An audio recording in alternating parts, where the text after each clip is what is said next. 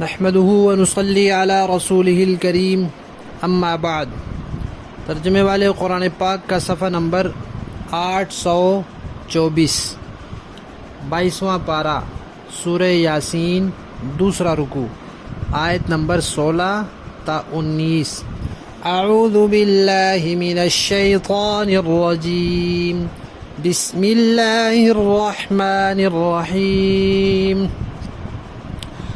قالوا ربنا يعلم إنا إليكم لمرسلون وما علينا إلا البلاغ المبين۔ قالوا إنا تطيرنا بكم لئن لم تنتهوا لنرجمنكم وليمسنكم منا عذاب أليم۔ قالوا طائركم معكم أئن ذكرتم بل أنتم قوم مسرفون۔ صدق اللہ العظیم۔ پچھلی آیات میں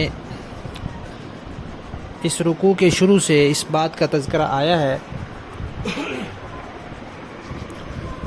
کہ کسی بستی والوں کے پاس اللہ تعالیٰ نے 2 پیغمبر بھیجے،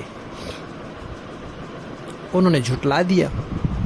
اللہ تعالیٰ نے پھر تیسروں کو بھیجا اور تینوں نے ان سے کہا کہ ہم اللہ کے بھیجے ہوئے ہیں، یا بعض تفسیروں کے مطابق کسی پیغمبر نے اپنے قاصد بھیجے، تو انہوں نے کہا کہ بھئی آپ تو ہمارے جیسے انسان ہیں، اللہ تعالیٰ نے تو کبھی کوئی چیز نازل ہی نہیں کی، نعوذ باللہ آپ جھوٹ بولتے ہیں۔ تو اس کے جواب میں ان پیغمبروں نے کیا فرمایا، اب اس کا تذکرہ آ رہا ہے۔ اللہ تعالیٰ فرماتے ہیں انہوں نے کہا کہ ہم یہ کہہ رہے ہیں کہ ہم اللہ کے بھیجے ہوئے ہیں، اور اللہ تعالیٰ جب کسی پیغمبر کو بھیجتے ہیں تو ان کو کچھ نشانیاں دیتے ہیں، کچھ معجزات دیتے ہیں تاکہ لوگوں کو یقین ہو جائے۔ تو انہوں نے کہا دیکھو اللہ جانتا ہے جو کچھ ہم کہہ رہے ہیں، اگر ہم جھوٹ بول رہے ہیں، خام خواہی کہہ رہے ہیں کہ اللہ نے ہمیں بھیجا ہے، ہم اللہ کے بھیجے ہوئے ہیں، تو پھر اللہ تعالیٰ ہماری بات نہیں چلنے دیں گے۔ ہم اگر کوئی معجزہ دکھاتے ہیں تو وہ نہیں دکھا سکیں گے، اور اگر ہم دکھا رہے ہیں اور اس میں ہم کامیاب ہو رہے ہیں تو اس کا مطلب ہے کہ پھر ہم جھوٹ نہیں بول رہے، ورنہ اللہ تعالیٰ اپنے نام پر کسی کے جھوٹ کو اس طرح چلنے نہیں دیتے۔ پھر انہوں نے کہا کہ دیکھو جو داعی ہوتا ہے، دین کی دعوت دینے والا ہوتا ہے، دین کا پیغام پہنچانے والا ہوتا ہے، چاہے وہ نبی ہو یا نبی کا کوئی امتی ہو، اس کا کام صرف اور صرف بات پہنچا دینا ہوتا ہے، اس کے ذمے بات منوانا نہیں ہوتا، صرف پہنچانا ہوتا ہے۔ لہذا ہمارے ذمے بھی بات پہنچانا ہے۔ ہم نے جب تم تک بات پہنچا دی، ہم الحمدللہ کامیاب ہو گئے، ہمیں جس مقصد کے لیے بھیجا گیا تھا وہ مقصد پورا ہو گیا۔ اب تم مانو یا نہ مانو وہ تمہارا کام ہے۔ اچھا پھر کیا ہوا؟ جب یہ انبیاء وہاں گئے یا یہ انبیاء کے قاصد وہاں گئے تو اتفاق سے وہاں بارشیں بند ہو گئی اور قحط آ گیا، پھلوں کی، پیداوار کی، ہر چیز کی کمی ہو گئی، اور لوگوں کے آپس میں لڑائی جھگڑے بڑھ گئے، اختلافات ہو گئے۔ تو وہ الٹی عقل والے لوگ تھے، ان کو سوچنا تو یہ چاہیے تھا کہ ہم اللہ کی نافرمانی کر رہے ہیں، یہ انبیاء آئے، ان کو ہم نے جھٹلایا ہے، ہم نے ان کی دعوت پر لبیک نہیں کہا، تو اس لیے یہ اللہ تعالیٰ کی طرف سے عذاب آیا۔ انہوں نے الٹا ان کو کہا کہ نعوذ باللہ تم منحوس ہو اور تمہاری وجہ سے ہمیں ان مصیبتوں کا سامنا ہو رہا ہے۔ پھر انہوں نے ان کو دھمکی دی، بستی والوں نے ان کو دھمکی دی اور کہا کہ تم باز آ جاؤ، یہ جو تم باتیں کر رہے ہو اس سے باز آ جاؤ، ورنہ ہم تمہیں سخت سزا دیں گے اور اس کے بعد پتھر مار مار کے تمہیں ختم کر دیں گے۔ تو انہوں نے جواب میں بستی والوں سے کہا کہ تمہاری عقل الٹی ہے، ایک تو تم نے اللہ تعالیٰ کی احکامات کی خلاف ورزی کی، غلط عقیدے اپنائے، غلط اعمال کیے، اس کی وجہ سے تمہارے اوپر وبال آیا، قحط آیا۔ اب تمہاری عقل الٹی کہ تم اس کا سبب بھی ہمیں سمجھ رہے ہو، ہماری دعوت پر ایمان لاؤ تو تمہارے حالات بہتر ہوں۔ پھر کہا کہ صرف اس لیے کہ تمہیں ایک نصیحت کی گئی ہے، تمہیں ایک دعوت پہنچائی گئی ہے، ایک اچھی بات تمہیں بتائی گئی ہے، اس لیے تم ہمیں کہتے ہو کہ ہم تمہیں پتھر مار مار کے ختم کر دیں گے۔ یہ تو بہت بری بات ہے۔ ہر چیز کی ایک حد ہوتی ہے، تم تو حد سے بڑھ گئے ہو، اتنی سی بات پر تم ہمیں دھمکیاں دے رہے ہو کہ ہم تمہیں پتھر مار کے ختم کر دیں گے۔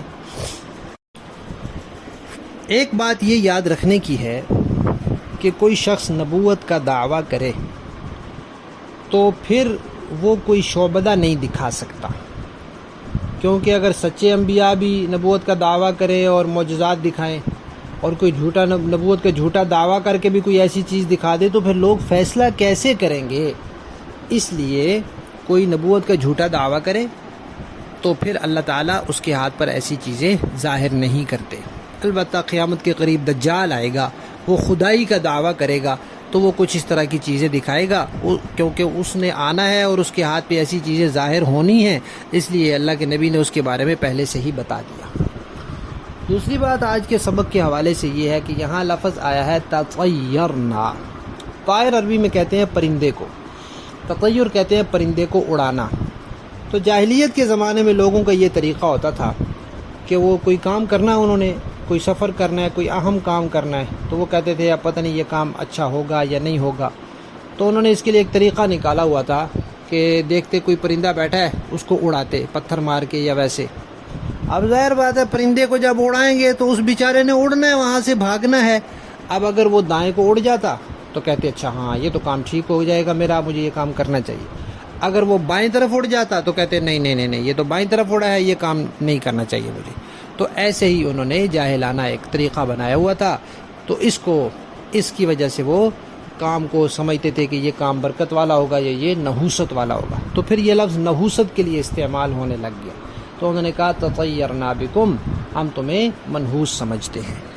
باقی آج کل ہمارے ہاں بھی کچھ اس طرح کی باتیں لوگوں میں مشہور ہیں کہ کوا بیٹھ جائے تو مہمان آئیں گے، کالی بلی راستے سے گزر جائے تو یہ ہو جائے گا۔ یہ خام خواہ لوگوں کے توہمات ہیں۔ اس کی تفصیل ہم نے سفر المظفر کورس میں ذکر کی ہے، جو انشاءاللہ سفر کے مہینے میں منعقد ہوگا، پہلے بھی ہوتا ہے آئندہ بھی ہوگا، اس میں اس کی تفصیلات آئیں گی۔ اب لفظی معنی دیکھیے، قالو، ان مرسلوں نے، ان قاصدوں نے کہا، ربنا، ہمارا رب، یعلم، جانتا ہے، انا، کہ یقیناً ہم، الیکم، تمہاری طرف، لمرسلون، بھیجے گئے ہیں، وما علینا، اور نہیں ہے ہمارے ذمے، الا، مگر، البلاغ، پہنچا دینا، المبین، صاف ستھرا، کھلا کھلا پہنچا دینا۔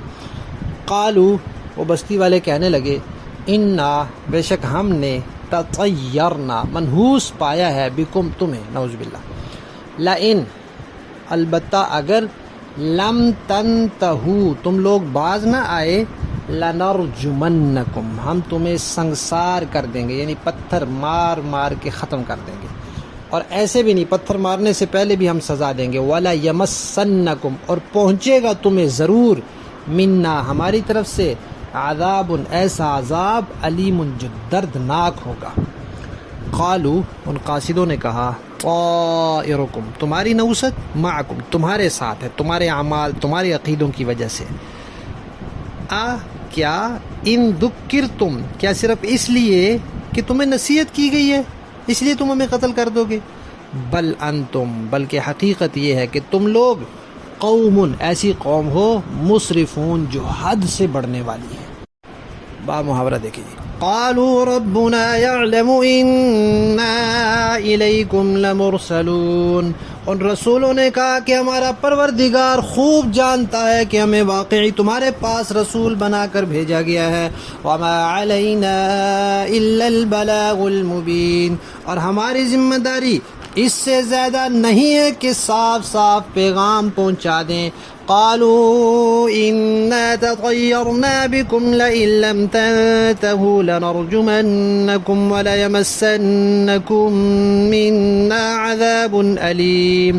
بستی والوں نے کہا ہم نے تو تمہارے اندر نحوست محسوس کی ہے، یقین جانو اگر تم باز نہ آئے تو ہم تم پر پتھر برسائیں گے اور ہمارے ہاتھوں تمہیں بڑی دردناک سزا ملے گی. قالوا طائركم معكم. رسولوں نے کہا تمہاری نحوست خود تمہارے ساتھ لگی ہوئی ہے. اَإِن ذُكِّرْتُم بَلْ أَنتُمْ قَوْمٌ مُسْرِفُونَ. کیا یہ باتیں اس لیے کر رہے ہو کہ تمہیں نصیحت کی بات پہنچائی گئی ہے؟ اصل بات یہ ہے کہ تم خود حد سے گزرے ہوئے لوگ ہو. صدق اللہ العظیم.